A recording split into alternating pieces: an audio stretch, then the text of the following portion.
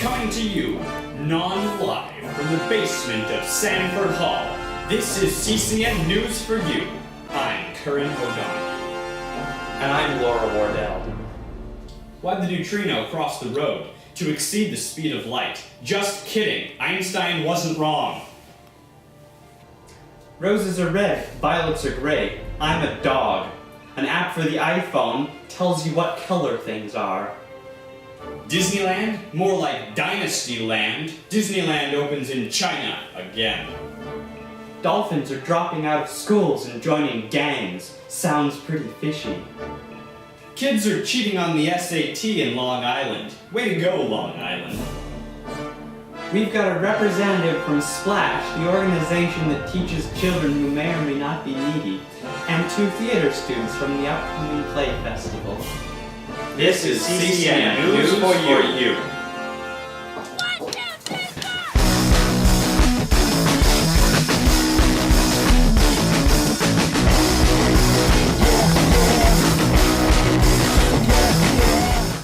We've got some exciting news stories coming up right now. Wouldn't you say so? Super exciting. I'm stoked. Let's begin. Italian particle physics lab Laboratori Nazionale del Gran Sasso has pronounced neutrinos are not traveling faster than the speed of light. Look at my tie. Albert Einstein knew that neutrinos cannot travel faster than the speed of light. They weren't talking about neutrinos a lot back in his day, but he still knew they couldn't travel faster than the speed of light.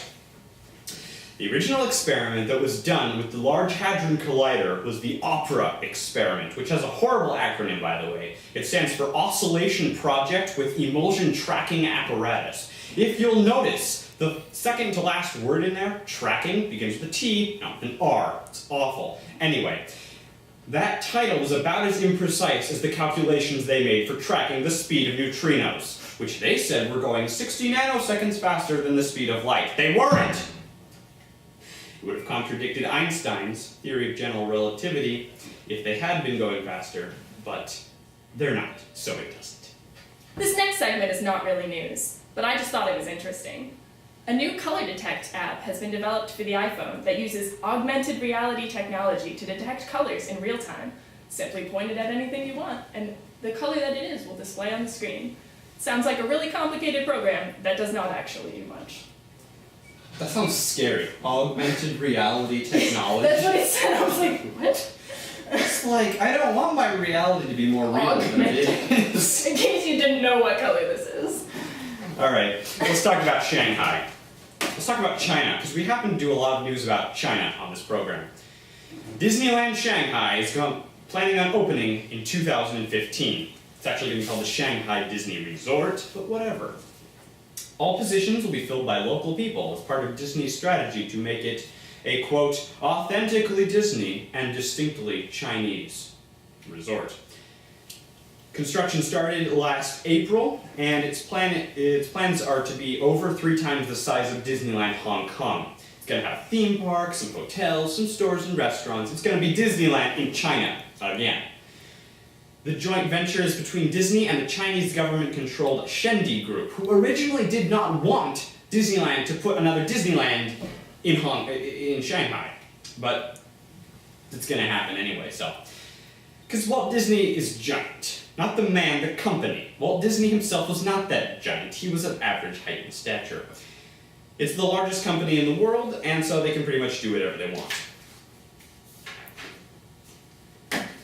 A new craze is sweeping the nation. Women, outraged by the deterioration of women's reproductive health rights, have begun knitting vaginas and sending them to congressmen.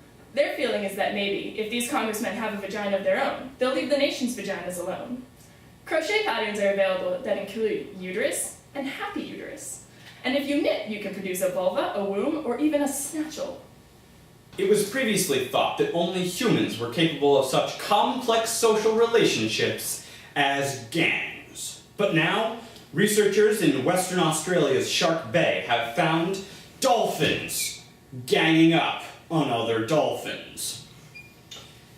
They're engaging in 3 capacities of gang-like activities. The first is the way in which male dolphins protect females from other pods. The second is ways in which males get together to steal the females from other pods. And the third is the way in which alliances between gangs are formed to steal and or protect other female dolphins.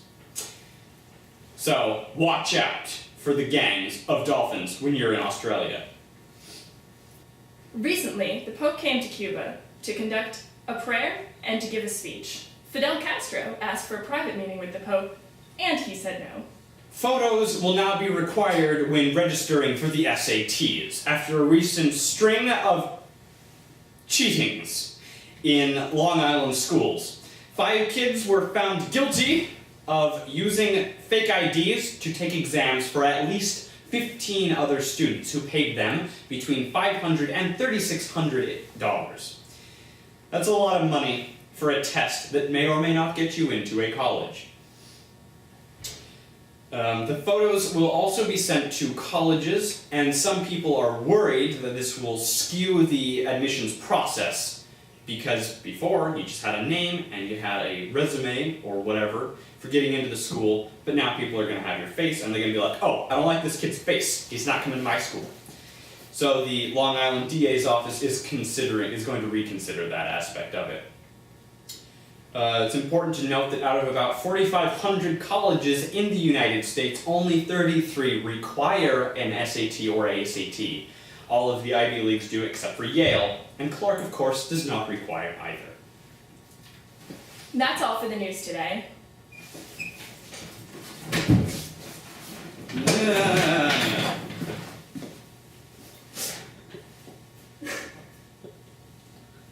And now for our next segment, another portion of Vox Pop and Drop, Cougar Crazy.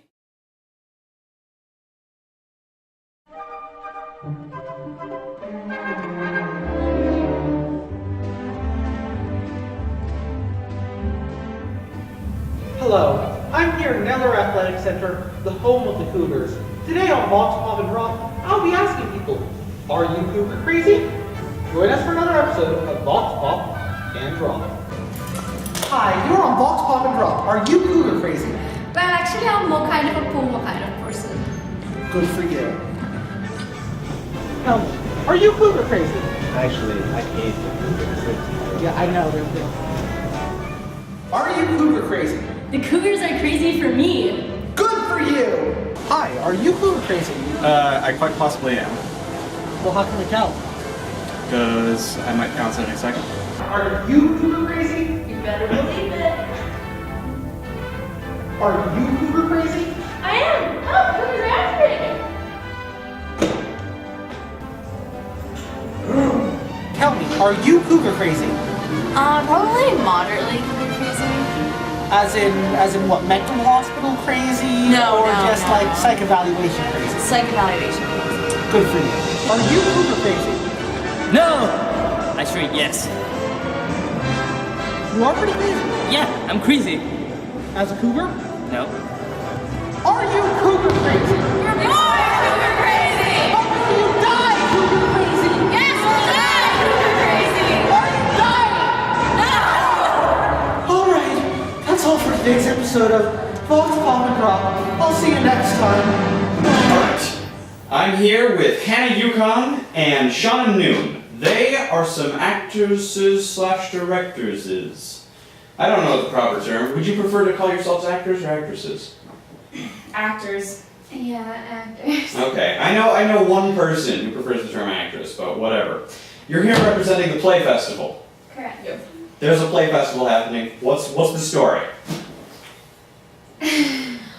Well, there are going to be 6 stories to tell. I'm directing one of them, Shauna's piece. It's called Can't Live With You, Can't Live With You. Shauna will be in one of my pieces called And Likewise. Danny Zellweger is going to be directing the piece. That's the one he's directing, right? Yes. And, what's the other one you're in, the Bible one? The greatest Bible story ever told by Michelle Houle. Yeah. The greatest? Is it the end of the Book of Revelation? Because that's my favorite. When everything just explodes, Great Red Dragon comes out, a bunch of heads, and then he's gonna like eat the woman clothed in the sun. That's exactly what it's about, yeah. Is it really? Yep. Oh my I thought gosh. that was the sequel. The first part. No. That's the greatest story ever. It's actually Kind of a farce. of the whole Jesus thing. Yeah. A farce of Jesus? It's a Blasphemy. We've very never heard of that funny before. I'm sorry, what? It's very funny. Oh, is it? Yeah. What's so funny about it? Well, it is a Bible farce of sorts. Everything is told from the point of two boys going back in time to save their friend who has been kidnapped by Jesus to go get fast food for Jesus. Now, what kind of fast food would Jesus be eating? Because I don't think most things you'd be able to find at a McDonald's or a Wendy's would be kosher. Well, actually, that's discussed a lot in the piece, the kosher eating habits. But Jesus prefers Wendy's. Oh, really? Yes. That's great. Jesus prefers Wendy's. All right, so these are the pieces. What are some of the other, what are some of the other things that are going on? Any pieces that you recognize as being possibly awesome and exciting? I'm really looking forward to Alex Compe's Jet Boy, Jet Girl. It's directed by Danny Bilal, and he directed For Race Psychosis last semester, and that was pretty sweet. I think all the playwrights involved in this production have been really dedicated to the whole process, and I think that's really important, especially when you have a collaborative piece like this, and everyone's putting their best foot forward and everything like that. So I'm excited for that one, and I'm excited for Shauna's piece to get put up. It's Directed by you. yeah, but it's I mean it's called the Dragon Pussy Mouth piece as of now. Yeah, that's the retitle. That's the retitle. Yes. The unofficial, subtitle, you know. Right. Oh, okay. So I'm really excited for that. It's a piece about family love, Oh, okay. family. So it's a family piece. Yeah, I just want to bring the kids. Yeah, it's No, I'm not gonna bring the family kids there. friendly. Don't bring the kids. Don't bring the kids, just think about the kids. That's your playwright right there. So you both are directing? No, you've both written and you're both acting in. For either, I'm not acting. you're directing and you're writing. Yeah, And, she's writing and acting. okay. So for any of these various things which we've just listed, what are some difficult things or things that you enjoy about these processes? The openness between everyone involved. Actors know the directors on a friendly basis for the most part. You are still communicating with the writer, so if you need to edit something in the script or change a scene, like put it somewhere else, you talk to your playwright. But that never happens to you, because you always get it right the first time, right? Yeah, pretty yeah, I'm perfect. But So seriously. I have to work with, it's like what Shauna said, it's really nice for me to have to go back and call her and be like, can you come in for rehearsal? Can you come in and see if this is what you want? That kind of working relationship is really important, I feel like. And the fact that Shauna's so open to changes in the script, like I can just pick out a line. That's not really something you can do as a director, I feel like. Like most playwrights will be either dead or you can't have access to them as easy as I can, so. Well, also when they're dead, it's easier to direct, isn't it? Shakespeare puts a lot of words here. I don't think we need this monologue. No, yeah, that's kind of what I already do with her piece. Yeah, she cut out all the good scenes.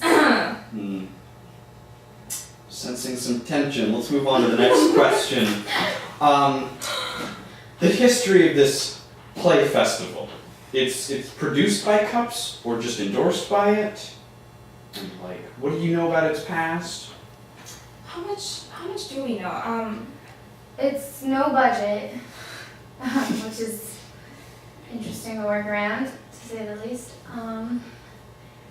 Everything is done by students. The costume class is doing costume work. Light class is doing light and sound. So there's no budget. No one's getting paid. whatsoever. And it happens every other year? Yeah, once every 2 years. Yeah, once every 2 years. Yeah, and I know that Cubs is the main student club that puts this on. So. And our Professor Gino, Yeah. he is overseeing the readings of the plays. All 3 plays, put up by Sharon Broadway, Isaac Goodman, and Spencer Curry.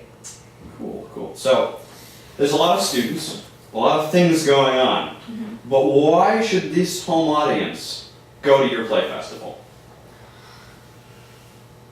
I think Everything is so well written, and it's so student involved that you should just come support your friends. because it's bound to be someone you know that Wow. has done their work in this piece. Mhm. I'm trying to sound as intelligent as I can.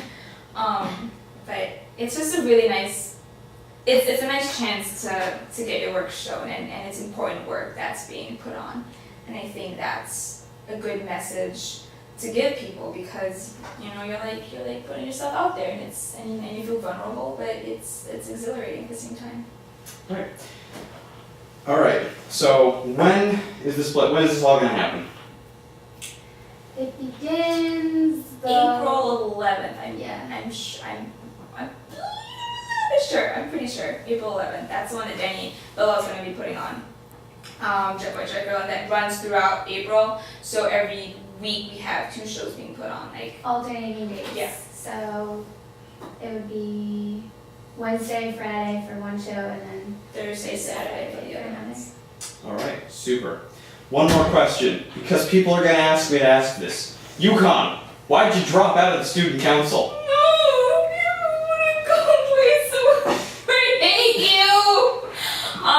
Okay, I've been on student council. What is this? You didn't tell me I'm going to do this. I'm not prepared for this. What? I've been in student council for 2 years. I was the minority representative, and then I was a secretary. And I think my term ends in about a month. And I had to quit because of the play festival.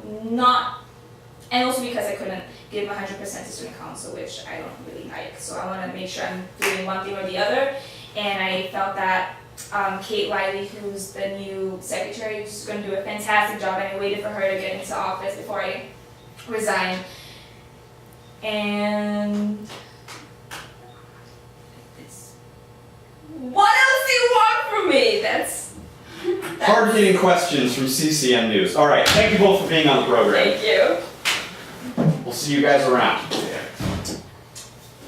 More in theater things, we've got the second part of our amazing Footloose documentary coming up.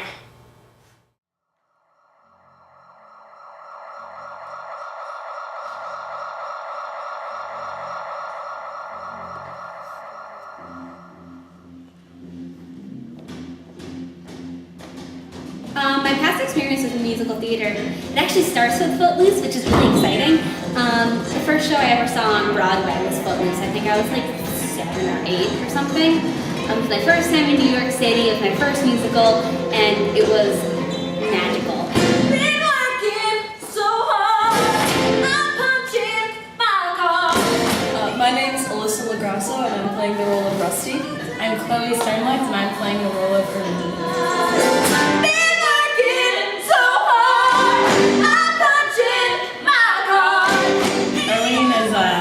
Rusty's friend and Ariel's friend and Wendy Jo's friend. We're like the 4 friends. And we're just there to back up our girls. Be like, go Rusty, you get that boy. I got this feeling that I'm just holding me down. I need this feeling holding me down. My experience working on the show itself has been wonderful. Our director, Josh, is honestly amazing. He is very dedicated and has given us so much to work with, and everybody in the cast is really, really awesome too and has a lot of talent. And watching the show grow and become what it has and having so much fun that we're doing it, it has been a really, really great opportunity, and I'm very happy.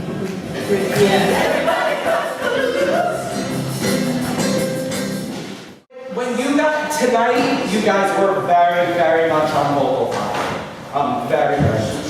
You were concentrated and focused on things that need to happen, and I'm very proud. I have to say this, because my three girls tonight, truly, I think that it's very hard because you are these three girls that you never seem to get that moment where it's like why are they around? Like, are they just fillers so that jokes can happen? You're not at all. You lead this ensemble so that we can be there, so that we can be present.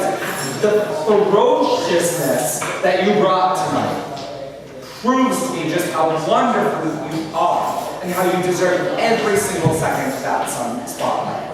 Every single second. Soak it up. Be my divas. I allow you to be my divas because you bring that to the ensemble and the ensemble feeds right off. Okay? Up here, I can pretend I'm halfway to heaven. Well, I listen to the river and look what happens. Covered in graffiti. It's not graffiti. It's poetry. My baby, don't talk sweet. Ain't got much to say. We are chalking the wall of Atwood. We did some graffiti the other day to show Chicago and Beaumont, which are the two towns that are represented in Footloose. And today we are taking our favorite lyrics and poems and any type of quote that we find inspirational or just that we really enjoy, and we're putting it up on the back wall of Atwood. I just wrote a lyric from the musical Hair, Walking in Space We Find the Purpose of Peace, because Hair is one of my favorite musicals, and I think that a lot of their songs have really great messages. I wrote You Smoke Too Much Pip from Lord of the Rings because I'm a dork. I was going to write Cash Rules Everything Around Me. It's been really nice because CMT, especially CMT spring shows, are sort of notoriously hectic because there's tons of people involved with a wide range of talent. And so for me, it's been really nice to be coming back to this role. It's a role I felt very comfortable in when I did it the first time. And again, it's just really nice to just settle back into things. However, Josh, the director, his take on this show is much different than how we did it at my high school. And he has encouraged me to make choices about Chuck that I didn't make in my high school production. And I'm really pleased with where the character's come. He's much different, I guess, than the first time around. And I'm really pleased with how it's turned out. He's no Romeo. He's not a one-man show.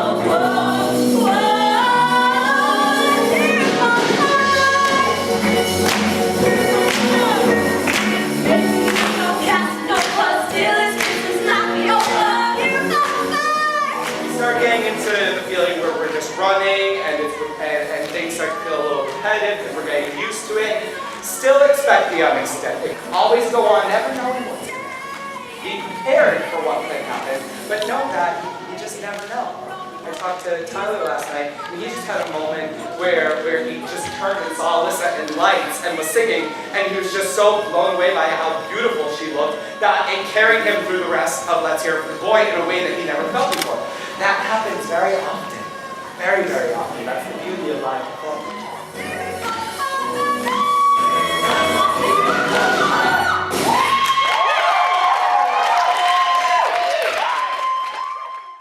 I'm here with Megan Williams, the head of Splash. Tell me a little bit about the Splash program. Splash is a program that was originally started at MIT, and it's a one-day program. It's going to take place here at Clark on April 21st, that's a Saturday, where students and faculty members at Clark University are given the opportunity to teach a class on absolutely anything they want.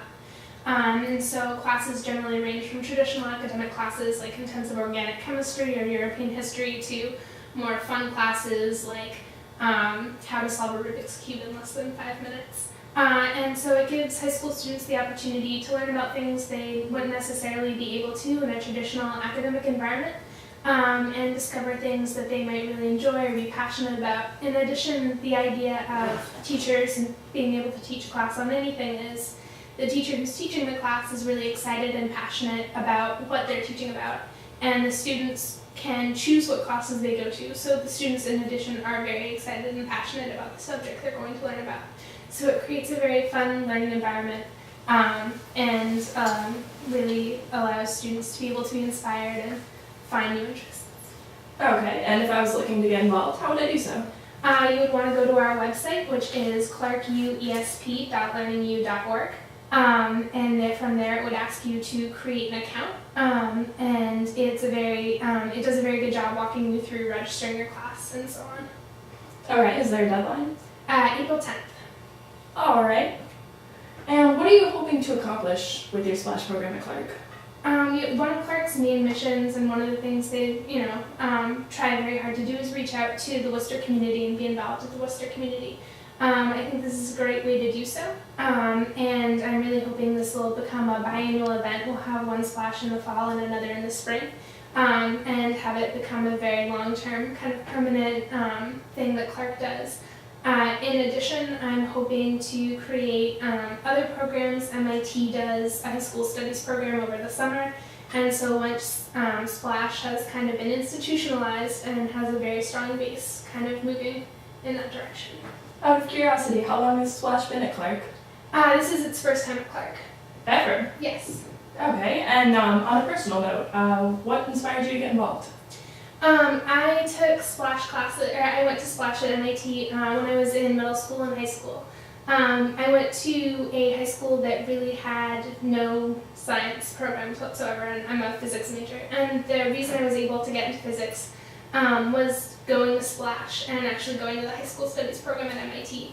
And there were students that taught the classes, but they were, again, very excited and passionate about what they were teaching, and that allowed me to learn about physics, even though that really wasn't an opportunity that I could have from where I came from.